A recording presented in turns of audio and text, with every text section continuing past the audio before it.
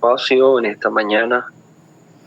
También agradecidos por la oportunidad que nos da el Señor de conocer un nuevo día, de levantarnos y desde temprano dirigir nuestra mente a asuntos bíblicos.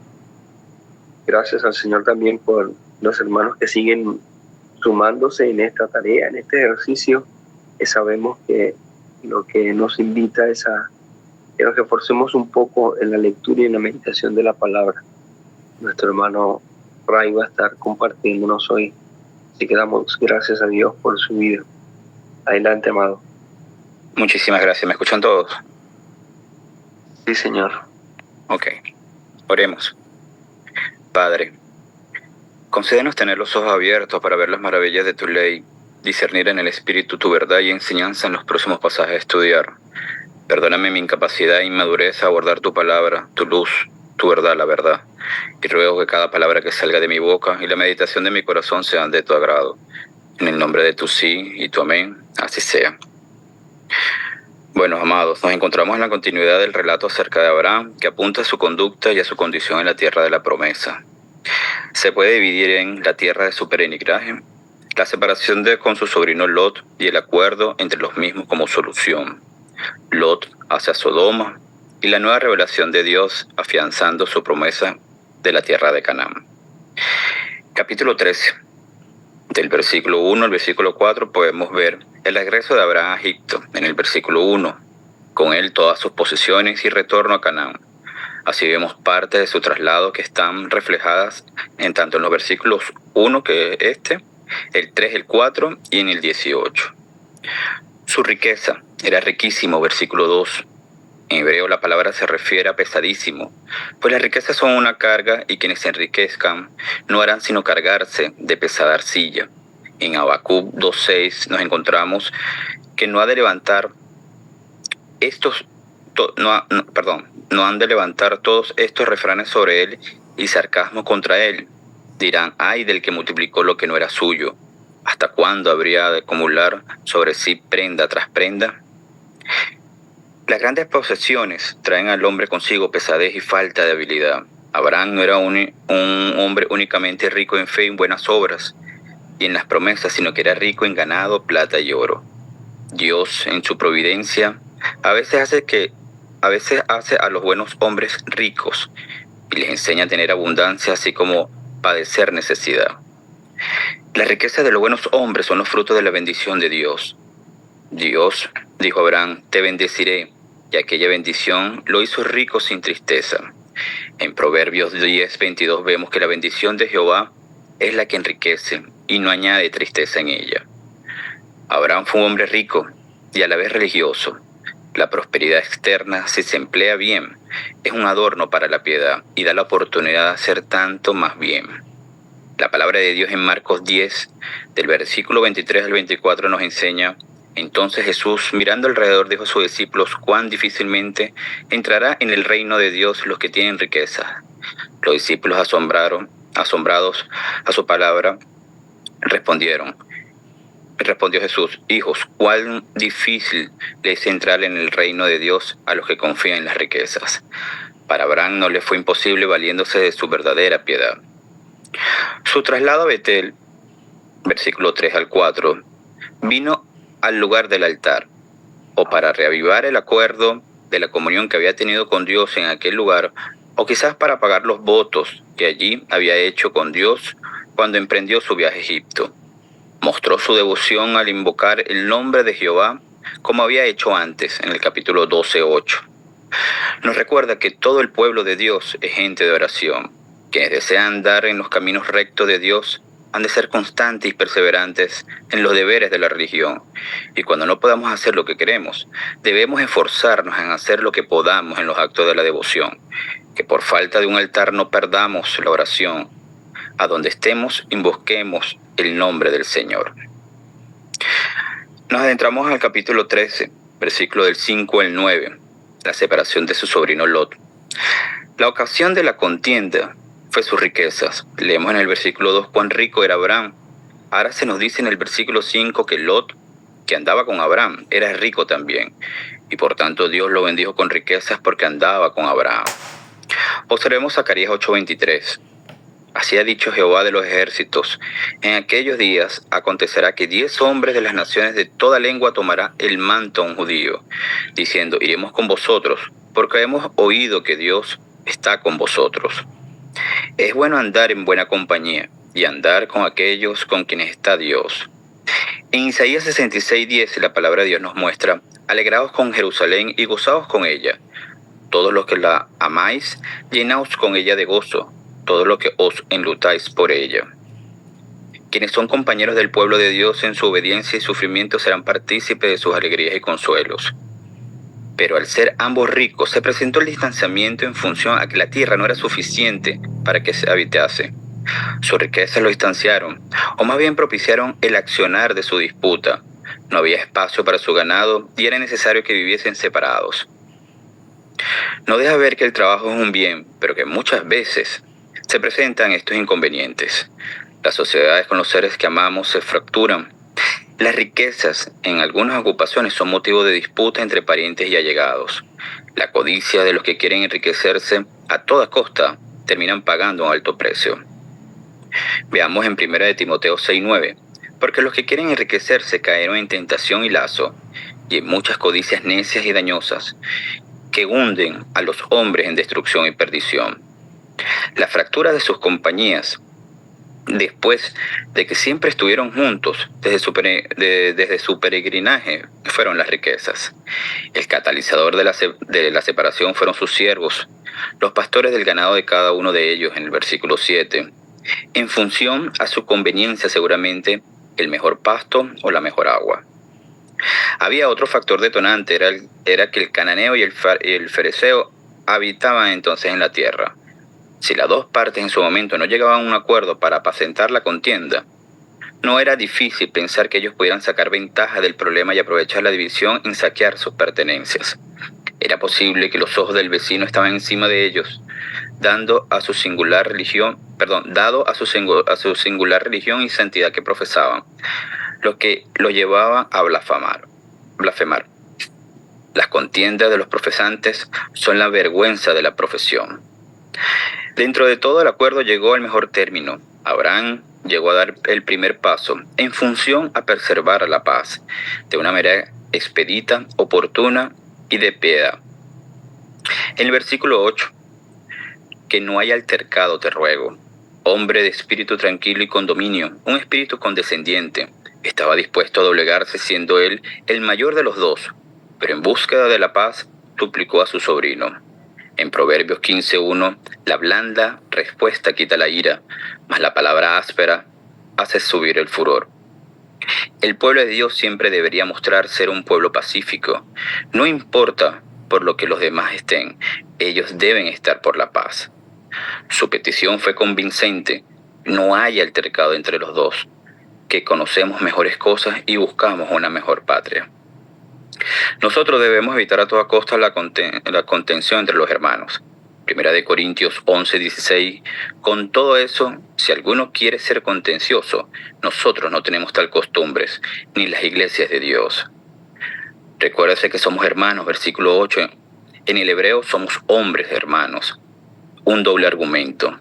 Somos hombres y como hombres somos criaturas mortales. Podemos morir mañana y nos preocupa ser hallados en paz. Somos criaturas racionales y deberíamos ser gobernados por la razón. Somos hombres y no bestias, hombres y no niños.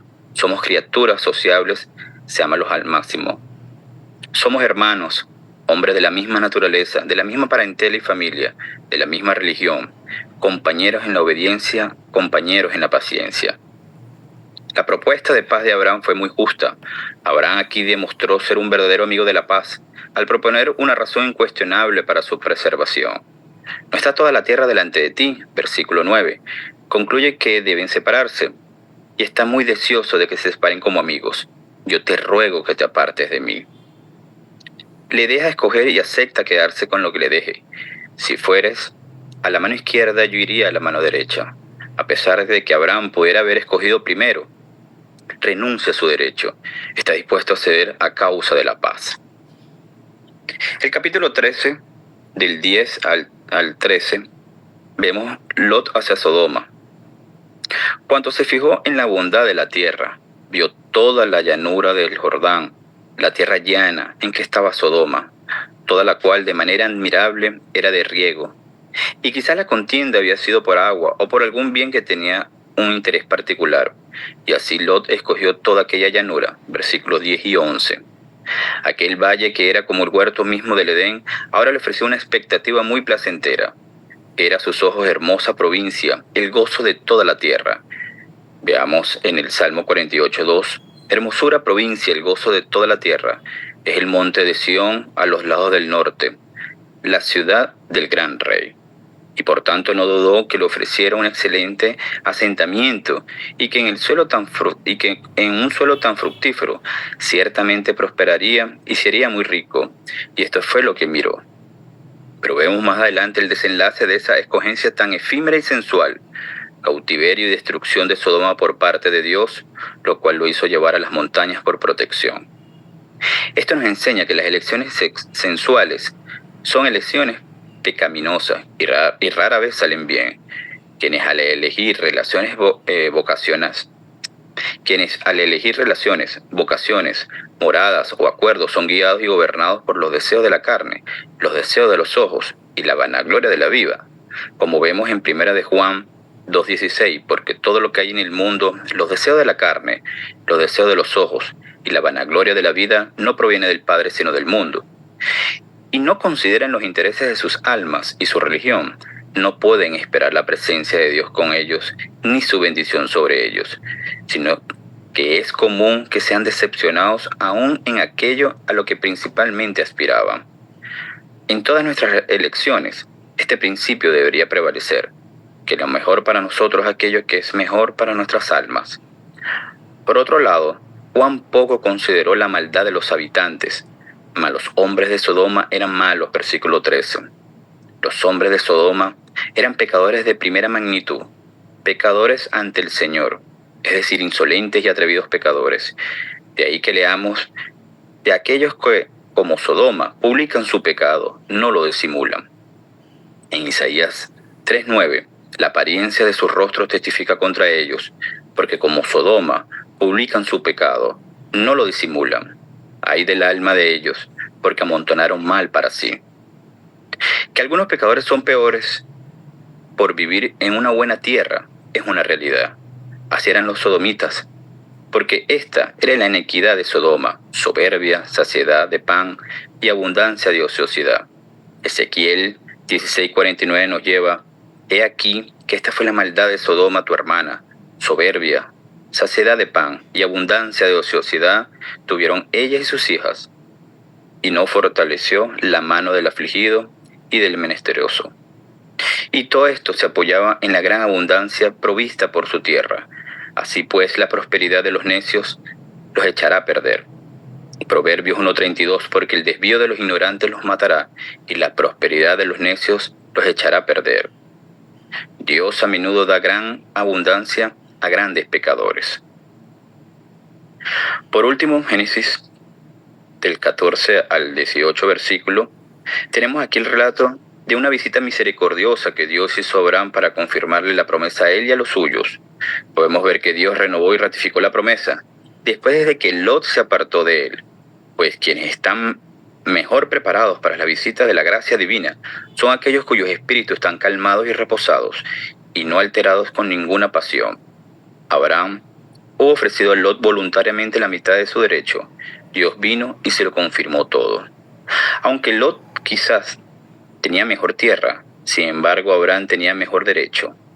Lot tenía el paraíso tal como era, pero Abraham tenía la promesa. Y pronto resultó finalmente que pareciera que lo que pareciese entonces, en realidad Abraham tenía la mejor parte. Las promesas mismas son las que ahora Dios consolaba y enriquecía a Abraham. Dos cosas les aseguraba: una buena tierra y una numerosa descendencia que la disfrute. Lot había alzado sus ojos y visto la llanura del Jordán en el versículo 10, y se había ido a disfrutar lo que vio. Mientras tanto, en el versículo 14, ven, dice Dios a Abraham, ahora alza tus ojos, mira y ve lo tuyo. Debemos reflexionar siempre que lo que Dios tiene para mostrarnos es infinitamente mejor y más deseable que cualquier cosa que el mundo tenga que ofrecer a nuestra vista. Las expectativas de los ojos de la fe son mucho más ricas y bellas que las de los ojos de los sentidos. Nosotros miramos las cosas que no se ven. La palabra de Dios nos enseña en 2 Corintios 4:18, no mirando a nosotros las cosas que se ven, sino las que no se ven. Pues las cosas que se ven son temporales, pero las que no se ven son eternas. Él aseguraba esta tierra a él y a su descendencia para siempre. La daré a ti, versículo 15, y de nuevo a ti te la daré, versículo 17. Cada repetición de la promesa es una ratificación de la misma. A ti y a tu descendencia, no a Lot y a su descendencia. Ellos no habían de tener su herencia en esta tierra. Y por lo tanto la providencia ordenó que Lot se separara de Abraham primero, y entonces la promesa le sería confirmada a él y a su descendencia. Así pues, Dios a menudo saca bien del mal, y hace los pecados y necedad de los hombres servidores de sus sabios y santos consejos. A ti y a tu descendencia, a ti para habitar como extranjero, a tu descendencia para morar y gobernar como propietario. Él se le da una posesión aunque era una restitución. Levántate, ve por la tierra, versículo 17. Entra y toma posesión, contempla las parcelas y te parecerá mejor que desde una perspectiva distante. Aquí tenemos la promesa de una numerosa descendencia para llenar esta buena tierra, de modo que nunca se perderá por falta de herederos. Haré tu descendencia como el polvo de la tierra, versículo 16. Es decir, aumentarán increíblemente y si lo ponemos juntos será una multitud tan grande que ningún hombre la podrá contar. Lo eran en tiempo de Salomón, en Primera de Reyes 4:20. Judá e Israel eran muchos, como la arena que está junto al mar de multitud. El mismo Dios que provee la heredad, provee los herederos. Quien ha preparado la tierra santa, prepara la simiente santa. Para finalizar el capítulo, se nos dice que lo que hizo Abraham cuando Dios le hubo confirmado la promesa. Está en el versículo 18. Removió su tienda, Dios le mandó, ve por la tierra, es decir, no pienses establecerte en ella, sino esperar estar siempre sin asentamiento e ir hacia ella, hacia una mejor Canaán. En cumplimiento de la voluntad de Dios en este asunto, remueve su tienda, asumiendo su condición de peregrino. Edificó allí altar, y en señal de gratitud a Dios cuando Dios viene a nosotros en misericordia, espera que acudamos a Él con nuestras humildes alabanzas.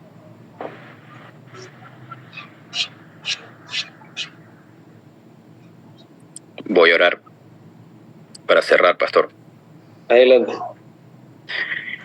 Padre, Dios eterno, hame digno de este llamamiento y hágase tu voluntad en mí, como vasija de barro, como instrumento para ser heraldo de tu palabra, y que el nombre de Jesús sea glorificado en mí y yo en él, porque tuyo es el reino, el poder y la gloria, por todos los siglos. Amén.